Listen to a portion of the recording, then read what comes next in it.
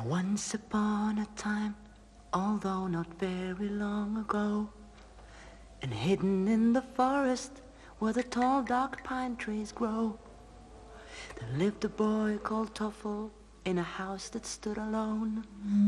He always felt so lonely, and when night was heard to moan, I feel so frightened of the dark, especially tonight. Perhaps I feel a bit more safe if all my lamps are light.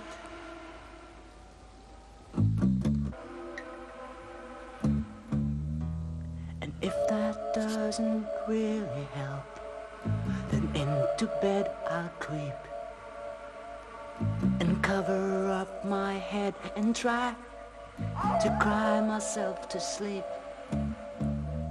For just outside he knew he heard Himoulin's heavy tread,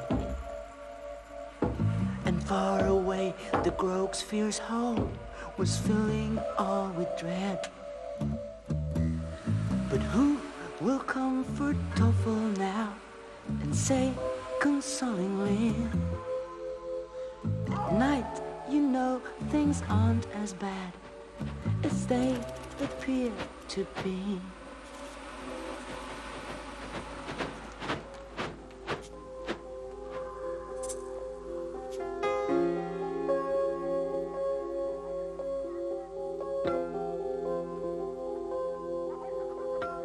But early in the morning, just before the break of day, when all around the house the mist lay damp and cold and grey, an anxious Toffle stuck his nose a fraction round the door and said, "Oh dear, what shall I do? Can no one help and tell me what is right? I'll eat my hat if in this house I stay another night."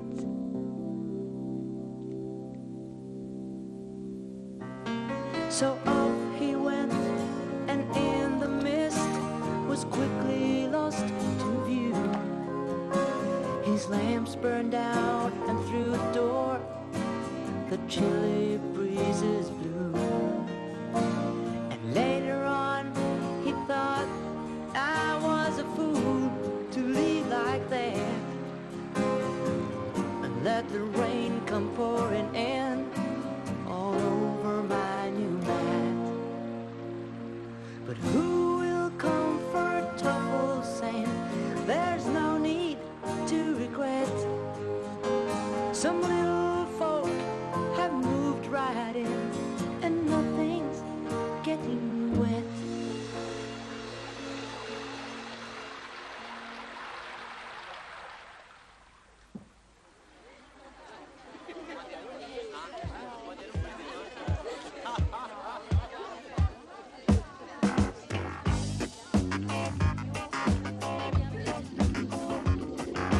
Toffle walked for hours that seemed like days, and everywhere a crowd of people met his gaze. And though he wished that fairly soon he'd see a face he knew, it didn't help that the more he walked, the lonelier he grew. For he was much too shy to wave and say hello. I'd love to stop and have a chat with you, you know. Four filthy junks in red flew by to join the race. 8 whoomses drove at a gentle pace.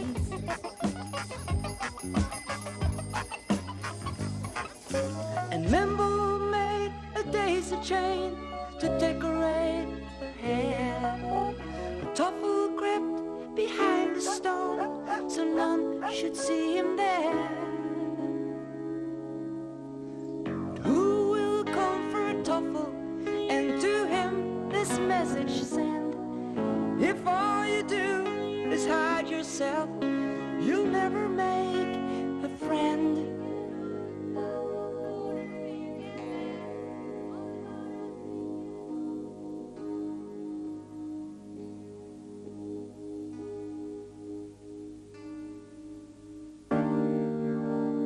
when the sun began to set behind the tall dark rocks. And Toffle's shoes began to pinch and holes came in his socks. His suitcase felt so heavy and his legs began to ache. He felt so awfully tired he could hardly keep awake. And so he put his suitcase down and sat on it and said, "It's something to be thankful for now. I'm without a bed."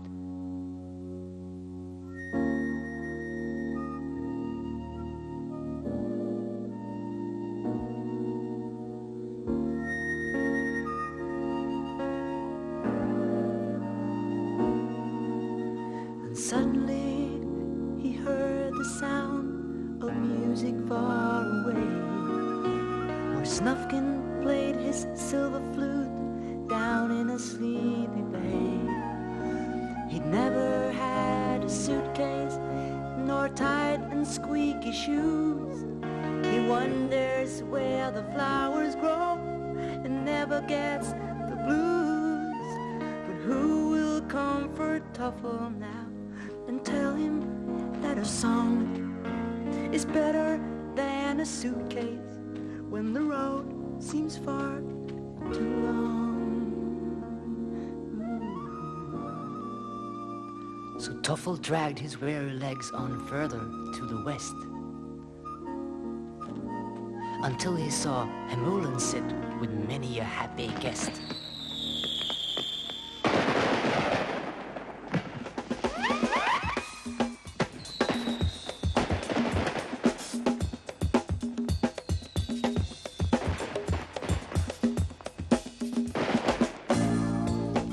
Oh, what a sight!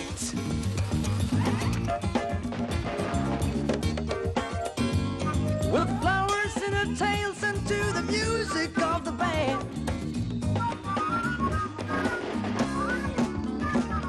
a crowd of laughing movements dance so gaily hand in hand, and 13 chubby wormses who were holding red balloons sat riding on a roundabout and chewing macaroons. Hemulen had a large ice cake from which he had a bite, but no one noticed Toffle standing outside in the night.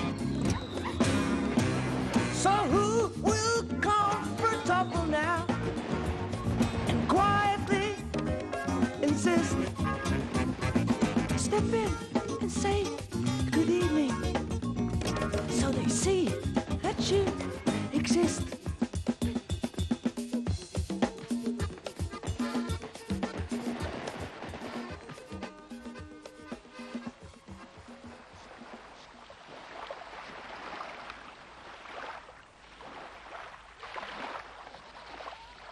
So on he went until he saw a lonely sandy beach, where shells and stones lay everywhere and all within his reach.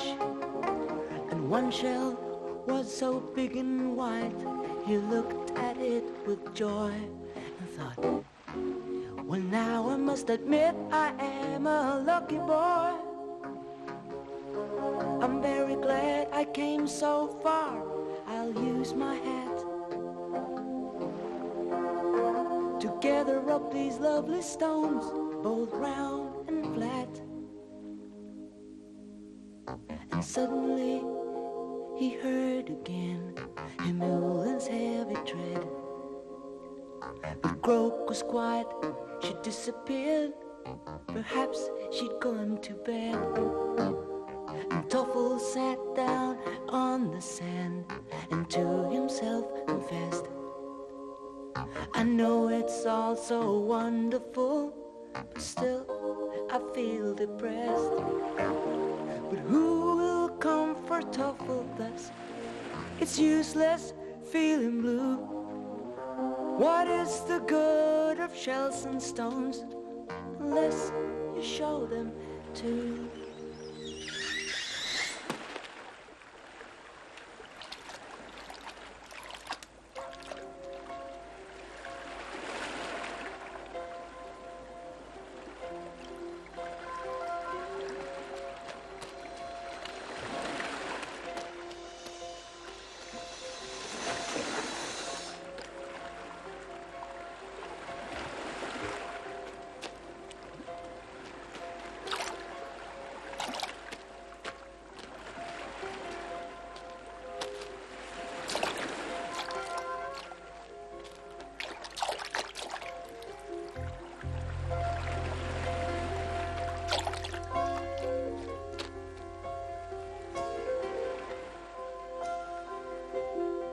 And sitting down up on the sand, he opened it with care, and with the moon to help him try to read the message there. It wasn't very long, and many words were washed away, and what was left was very sad and seemed to want to say, the crow's fierce howl fills me with fear. I haven't any friend, because I feel forlorn and sad. This letter now I send. If you are someone strong and kind, please try to comfort me. I'm just a tiny miffle who's as frightened as can be.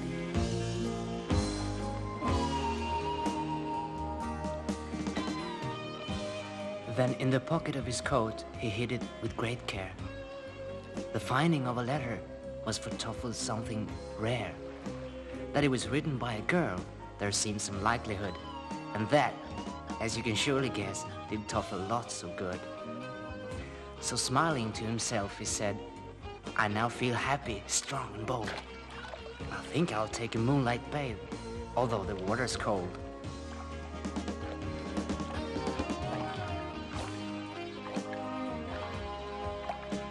Then leaving shells and stones and hat and shoes upon the shore, he climbed into his suitcase, which he'd never done before, and rowed towards the west in it across the moonlit sea, and thought, oh, what a lovely night, I'm lucky to be me.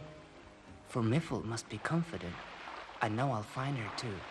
Oh, everything seems different now, so wonderful and new.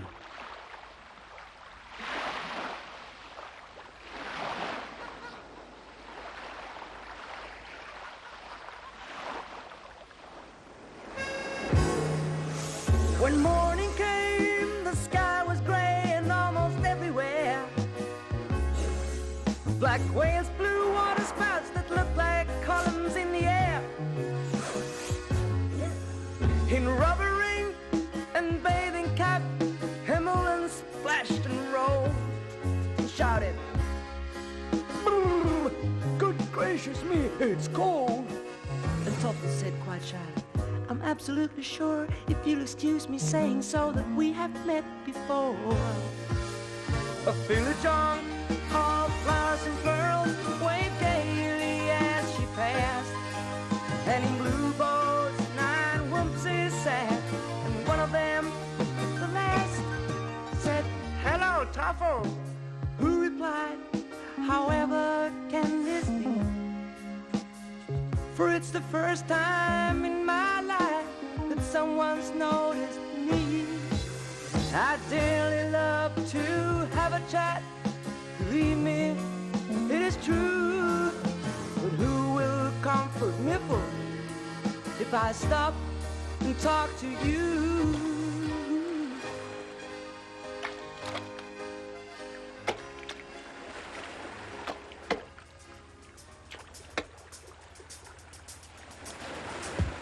Now looming in the distance was a wild black mountain chain, and Toffle knew that Groke lived there in cold and dark and rain. But quite close by stood Boo-Boo with a fishing net in hand, with 19 whoomses in red boats who'd take his catch to land. And Toffle said, "Excuse me please, can any of you say, I don't want to disturb you, but has Miffle passed this way?" Miffle. Of course he has. I saw her only yesterday. She stopped to talk a while. Her hair was in a frightful mess. She was very scared. She'd run away, and only Groke can tell you how she's fared.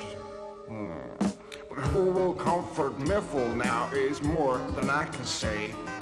For I am here to fish, you know. I'm on my holiday.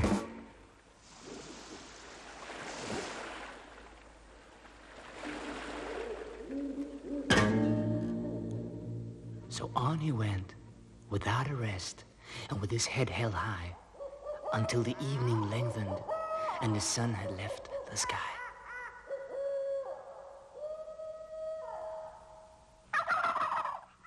Then lots of little creatures peering out from every nook, their pale eyes staring in the dark, began to whisper.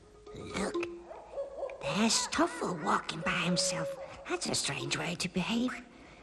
To be alone like that at night, he must be very, very brave.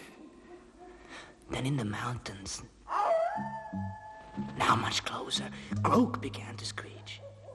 And Toffle hid himself down, deep down the first hole he could reach. But not for long, though, because he jumped right up and said, how silly to be weak like this, I must be brave instead. If I'm to comfort Miffle, then a coward I can't be, because I'm sure if anything, she's far more scared than me. Then all was hushed and still, the rocks themselves seemed full of fright. Behind the clouds, the moon herself seemed scared to show a light. For there was Croak, an awful sight, enormous and alone.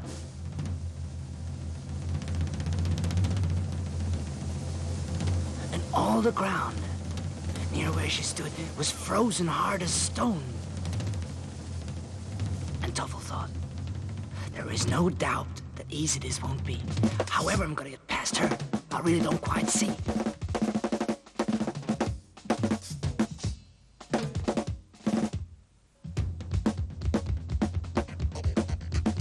But warming to the fight, he danced a wild and warlike reel, then made a lightning dash at Croak, and bit her in the tail. And clearly taken by surprise, he screamed and ran away, while Miffle on a rock nearby sat watching with dismay. It isn't hard to frighten her, she soon bursts into tears. It's easy, though, to comfort her and drive away her fears.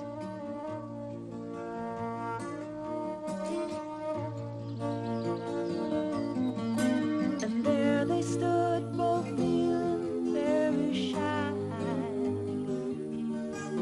just looking at each other with the moon high in the sky. And who can blame poor Toffle after all that he'd been through? If he felt weak about his knees and knew not what to do, and overcome with shyness, this was all that he could say.